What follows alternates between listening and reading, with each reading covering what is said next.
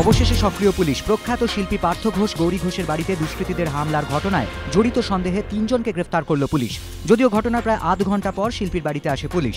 গতকাল রাতে ইট পাটকেল নিয়ে তাদের বাড়িতে একদল দুষ্কৃতী হামলা চালায়। শিল্পীর পরিবারের তরফে জানা গেছে, দমদমে তাদের ফ্ল্যাটের কাছেই একটি সরস্বতী পুজো হয়। সেই পুজোর বিসর্জন ছিল গতকাল রাতে।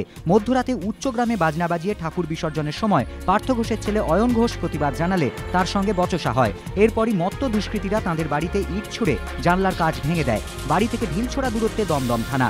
অভিযোগ, থানায় ফোন করে জানানো সত্ত্বেও একটি পুলিশের গাড়ি এসে ঘটনাস্থল ঘুরে চলে যায়। তারা অভিযোগকারীদের সঙ্গে কোনো কথাবার্তাও বলেনি।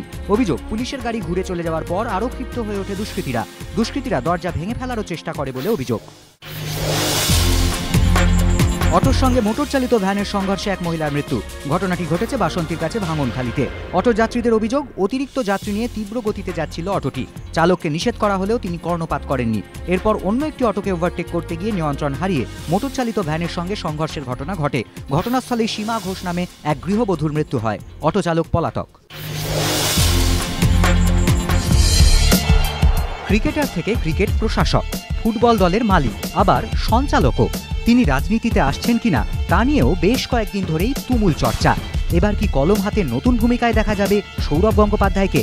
এবার কি আত্মজীবনী লেখার ভাবনা প্রাক্তন ভারত অধিনায়কের? সেই জল্পনায় উস্কে দিয়ে সৌরভের মন্তব্য, সময় বার করতে হবে।